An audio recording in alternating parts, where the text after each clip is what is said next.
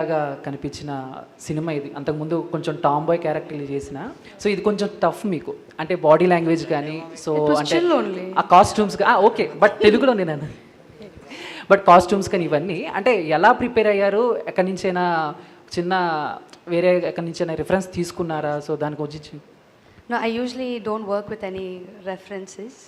So it was just input that I got from my director and my writer. And I've already worked on a rural project before. So it was pretty easy. Thank you ma'am. Thank you. Rohit గారు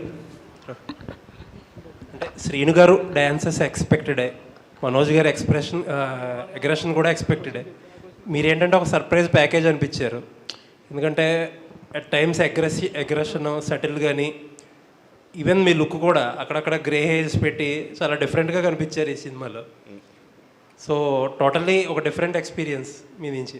actual నాకే ఒక కొత్త experience అండి. So I tried grey hair ఇంతకుముందు చిన్న older getup చేశాను, but full film కంప్లీట్గా అలా చేయడం ఇదే ఫస్ట్ టైం. అండ్ నేను మొన్న ఇంటర్వ్యూస్లో చెప్పినట్టే ఏంటంటే I just wanted audience to experience it. So నేను ఒక కొత్త అటెంప్ట్ ట్రై చేశాను ఈసారి. So and the response is wonderful అండి. So very happy with it. ఇక్కడ నుంచి కెరీర్ చాయిసెస్లో ఇలా వెరైటీ చూపిస్తారా? సోలో హీరోయే కాకుండా అన్ని డిఫరెంట్గా మిక్సప్ చేస్తారు? డెఫినెట్లీ అండి. ఏదైనా ఆథర్ బ్యాక్ రోల్స్ వస్తే ఐ ఆల్వేస్ డూ. అప్పట్లో కూడా ఉండేవాళ్ళు నాది it was like an important character కానీ I'm not the lead. But నేనే ప్రొడ్యూసర్ ఆ సినిమాకి. And I will always do an important character if it is author backed in. So all the best. Thank you. Looking forward. Thank you. Sai గారు ఒక question sir.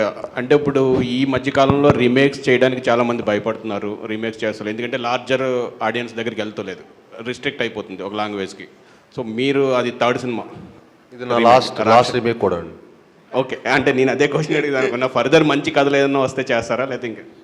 అంటే తెలియదండి. If reality excites definitely, but నాకు అలా అయితే ఏం లేదండి.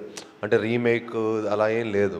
As long as audience చూడకపోయి ఉంటే, మీకు ఎక్కడైనా సరే కొన్ని ఉంటాయండి. ఇప్పుడు మలయాళంలో కొన్ని చిన్న సినిమాలు చాలా సూపర్ హిట్ అవుతాయి. అది మ్యాక్సిమం కొంతమంది ఆడియన్స్ కేటర్ అవ్వకపోవచ్చు మన సైడ్ ఆడియన్స్కి. సో డెఫినెట్లీ ఐఎమ్ ఓపెన్ అండి.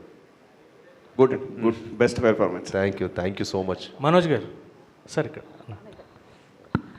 యాక్చువల్గా స్క్రీన్ మీద ముగ్గురిని